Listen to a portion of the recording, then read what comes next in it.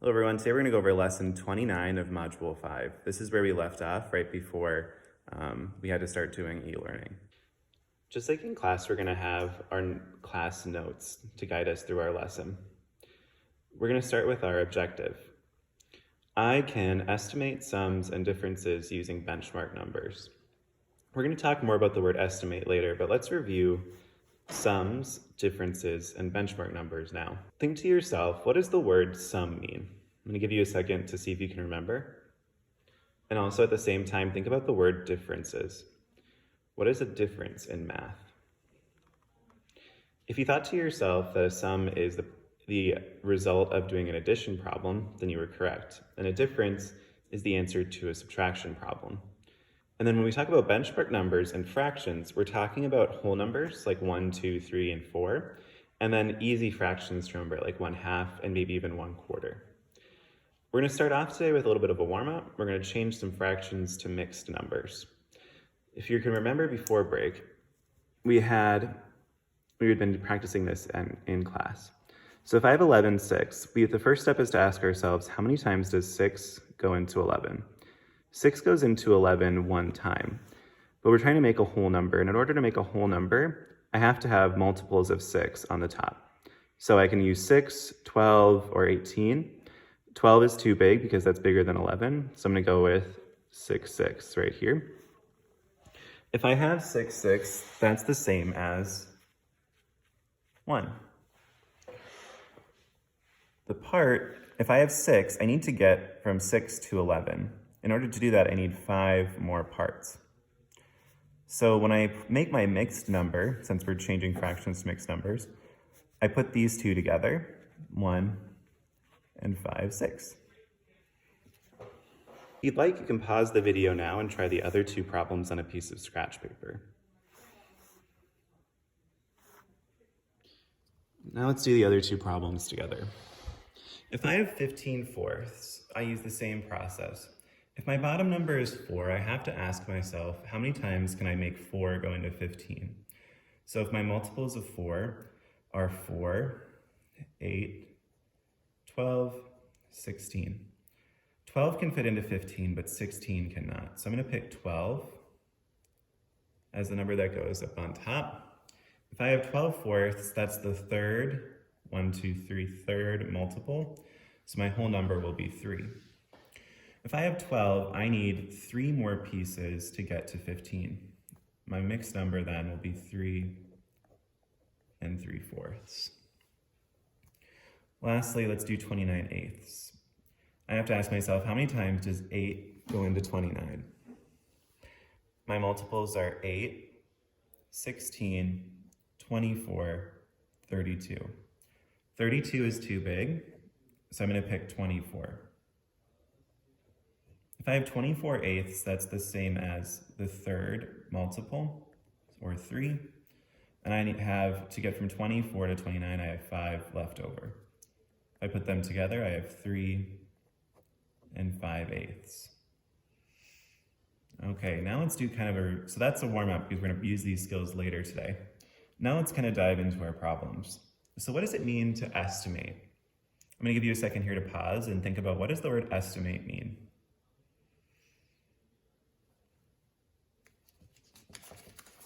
Okay, let's bring it back together in 3, 2, 1. And when we estimate, we aren't finding the exact answer. We find numbers at about the same value that are easier to work with. So when we estimate, we find an answer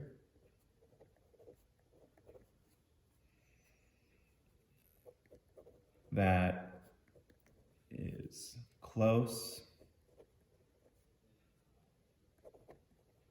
but not exact. So now we're going to work with this problem right here, 3 1/5 plus 4 8/9. And if you remember, this is our estimation symbol. A squiggly equal sign means about equal to. it's an estimate. Now, if I round 3 1/5 to the nearest whole, so our estimates today are using benchmark numbers, like whole numbers. So my goal right now is to find the closest whole number to 3 1/5. If I think of 3 1/5, 3 1/5 has one little piece bigger than 3. So my whole number is 3. To provide a visual of that, if I have a tape diagram, and let's say I have 4 pieces, because 3 1/5 is between 3 and 4. So this would be 1 hole, this would be 2 holes, this would be 3 holes, and that 1/5 is just a little sliver bigger than 3, so it's really close to 3. The point of estimating is to find an answer that, or a number that helps us do the problem more easily. So 4 8/9, 8/9 is really close to 9/9, which would be 1. So 4 8/9 is really close to 5. So I have 3 and I have 5. My next step is going to be to draw a number line. So if I have 3 1/5 and 4 8/9, I'm going to draw my number line with my endpoints 3 and 5. So here's my endpoint 3, my endpoint 5, and right in the middle between 3 and 5 is 4.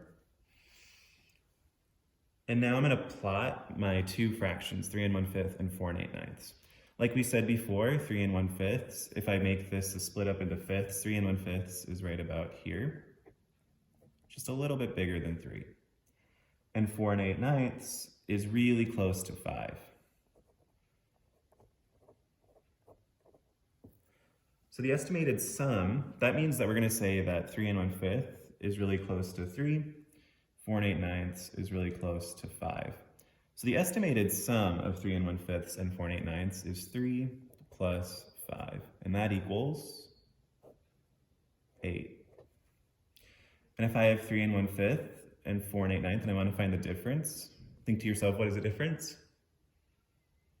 Right, it's the answer to a subtraction problem. So this time I have to put the big number first, right? I can't subtract the small number from the big number, I can't subtract the big number from the small number. I have to subtract the big number and then take away the small number. So our estimated numbers were 5 and 3. 5 minus 3 is 2. Good. Okay, now we're going to work with an addition problem. So first we're going to round.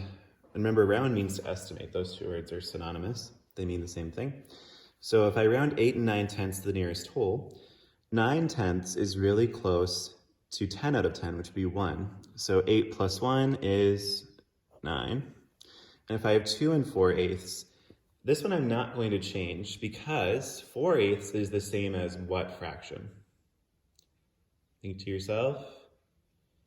Right, 4/8 is the same as 1/2. So 2 and 4/8 is the same as 2 and 1/2. And I should be able to add halves and whole numbers because those are one of our most basic fractions, right? Whole numbers and halves. So now we're going to show those two on a number line. I'm only going to mark the whole numbers because I should be able to find halves pretty easily. So here I have 9. On the top I'm going to have 12. I know in my head that 9 plus 2 is 11, so it's going to be between 10 and 11. So if I add the two, my estimated sum, since it's 9 plus 2 and 1/2, if I go 9 plus 2, I get to 11. And if I add that extra half, I'm going to land right in the middle between 11 and 12. And right in the middle is, of course, 11 and 1/2. So 9 plus 2 and 1/2 equals 11 and 1/2. Now here's a question for you. Why is our estimated sum greater than the actual sum? Take a minute and think to yourself.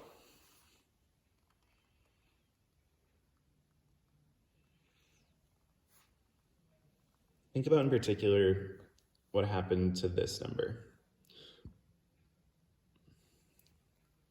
Okay, so our estimate is greater, our estimated sum is greater than the actual sum because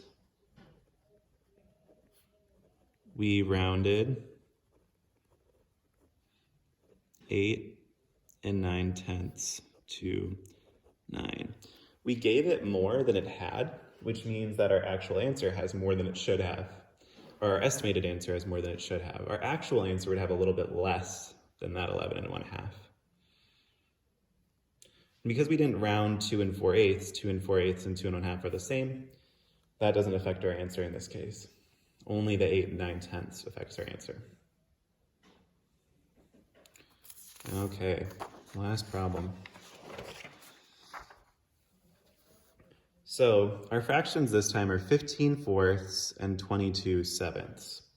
What do you notice about these two fractions? I notice two things. Okay, the first thing is if I have 15/4, they're both really apologize for my handwriting. I have a weird setup right now. They're both greater than 1, and the units, the denominators, the bottom numbers, are different. So now we have to practice what we did at the beginning of class with that warm-up. We're going to convert 15/4 and 22/7 to mixed numbers. So 4 goes into 15. I think we did this problem at the beginning. 4 goes in, we could do 4, we could do 8, we could do 12, we could do 16. 16 is too big, so we're going to pick 12. If I have 12/4, I need, that is the third multiple, 1, 2, 3. And to get from 12 to 15, I need 3 more fourths. So my mixed number is 3 3/4. 22/7. My multiples of 7 are 7, 14, and 21. And then also we could do 28 would be the next one. But 28 is too big. So I'm going to pick 21, which is the third multiple. And I need one more 7th to get to 22/7. So 3, this whole number here means 21/7. And I need one more 7th to get to 22. Now we're going to do that same process we've been doing before. We're going to round the mixed number to the nearest whole number. So 3 3/4, 3 is really close to 4, which means that it's really close to 4/4. And that would mean 3 4/4 or 4. And if we round 3 1/7, 1 is really close to no 7ths. And if we had 3 0/7, that'd be the same as 3. So now we're finding the difference this time. We're going to find the difference between 4 and 3. So if we were to plot this, I think it's important to know the difference here. So I'm going to draw 3 number lines to kind of illustrate this. So in the first number line, I want to show what the actual difference would look like. So here I have 3, here I have 4, since those are the two numbers we're working with. 3 3/4 would be right about here. And 3 1/7 would be right about here. Now this space right here is the actual difference. So like if we're in 5th grade and we actually found the difference, this would be our difference. Our estimated difference, so I'm going to draw the same number line again.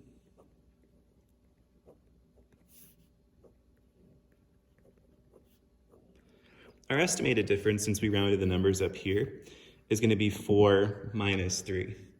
So the estimated difference is this whole space right here.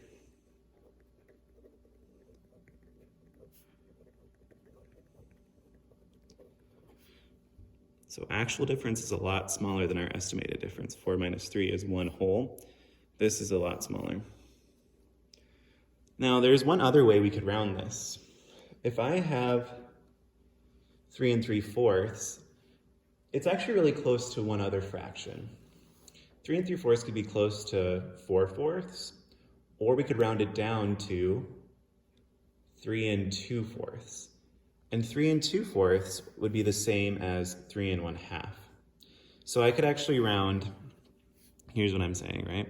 So 3 3/4 is close to 3 2/4. 3 2/4. And 3 2/4 is the same as 3 1/2 because 2 is half of 4. So how I would show that, this would be a more, so if I have 3 1/7, so that still is going to round to 3. And down here, I'm going to round my 3 3/4 down to 3 1/2. Now if I find this estimated difference,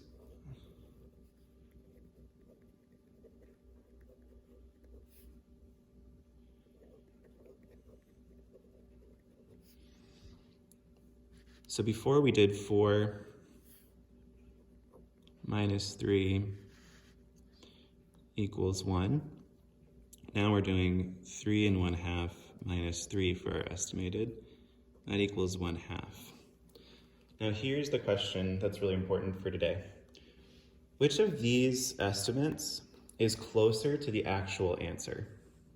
It's the actual difference. Which one's closer? Our first one where we took 4 minus 3, or our second one where we took 3 1/2 minus 3? If you said the second one, you would be correct, because if you notice, this is smaller, much like our actual difference. The more we can make this bracket look like this bracket, the closer our answer is. So the second estimate.